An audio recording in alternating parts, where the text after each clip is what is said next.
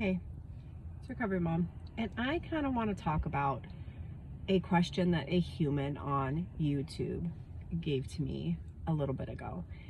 And if you're seeing this on YouTube, I will tag them and put the actual question down below.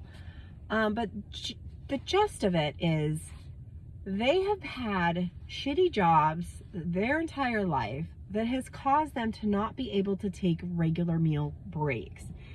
And because of that, they say, they've ended up in this rut now. They have children, they're at home, and they're only eating once a day, okay? And they're saying, is this an eating disorder?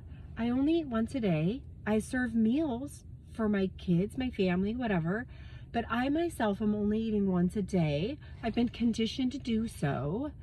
If I try to eat outside of that, I feel really sick. Is that an eating disorder? So let's talk about it. Is that a diagnosable eating disorder for you? I mean, I don't know, because I don't know enough about your history to know, and I'm not a diagnosable professional, right? But what I will say is it sounds miserable. Whether or not this is a diagnosable eating disorder, and I would verge on saying possibly, but whether or not it is, the fact that you're feeling nauseous and sick when you want to eat food or when there is meal times outside of that one meal a day tells me, A, is there a medical condition going on causing you to feel that way? And if not, what is driving that internal feeling of sickness when you're around food at other times of the day, right? What is causing that? Because I really want you to think, your kids don't learn by what you're like preparing them, right? By what you're doing for them. They learn by watching what you do for you.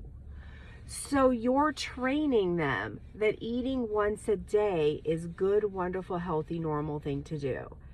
And we both know it's not, because you've said you're feeling sick and nauseous when you think about eating at other times of day. That is not a wonderful, okay, happy place to be.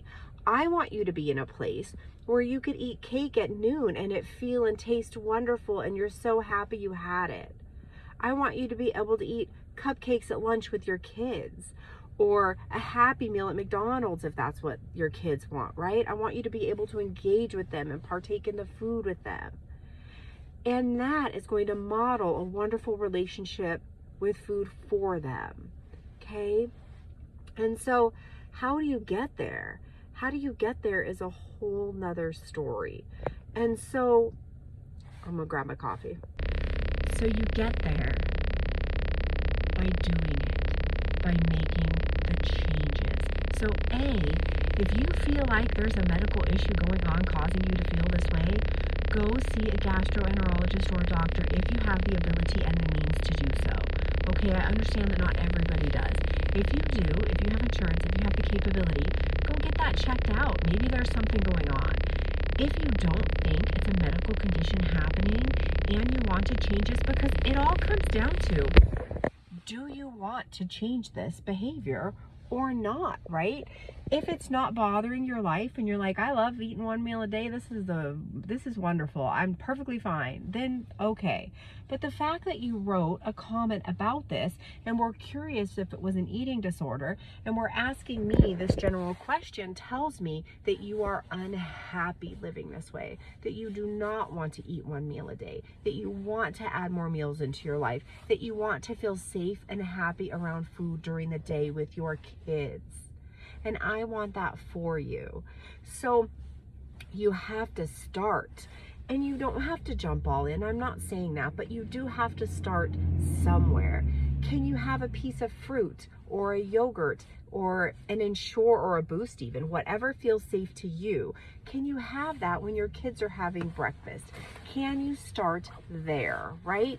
That's a perfectly wonderful. If breakfast feels too scary, can you add a little something to lunch? Can you have a piece of chocolate with your kids at the end of the night? What is something you can start with? What is something you miss? Do you miss eggs in the morning? Do you miss cake before bed? Do you miss hot cocoa in the middle of the day on a cold day? Think about something you miss enjoying and then scaffold it down and try to add it back in. Because sure, you could live the rest of your life eating one meal a day. You could, but the fact that you wrote me this question tells me you are not happy, and that's not how you want to live the rest of your life. So now let's make the changes, and it might take 6 months, a year, 2 years to complete these changes so that you're completely recovered or eating fully to how you want to be feeding your body for the rest of your life. Because it sounds like this one meal a day shit is not what you want to be doing. Okay, whatever it is it caused us to get here, we can blame your jobs or whatever. I'm a little bit suspect at that because you could still eat breakfast before, you could still eat a big meal after. Like, there are ways to sneak that in, right? But it happened, we're here, let's deal with it. I know you want to add those meals in, so where are we going to start? Where are we going to start? So I want you to think about that. What's something you miss? Where can you add it? And let's start slowly adding those meals and snacks back in so that you're not just eating that miserable one meal a day, because food is delicious. It's wonderful. It's how we engage with people and humans and our children. And we just simply cannot do all of those wonderful things with other humans if you can't engage with food. Okay? So let me know where you're going to add that next meal in. I know this is a huge problem for a lot of humans with eating disorders, adding that next meal, adding that next snack. And it was for me. I only ate one meal a day. My meal was at the end of the day. I would get off of work. It'd be like 4 o'clock. I'd have something to eat. And then I would have like this little TV dinner before bed. So I guess that's 2 times I ate. And that was it. That was all I would eat. So I get it. And it felt wrong and bad and horrible to add those other meals in, especially breakfast. Oh my God, breakfast was my arch enemy. Adding breakfast was just a nightmare.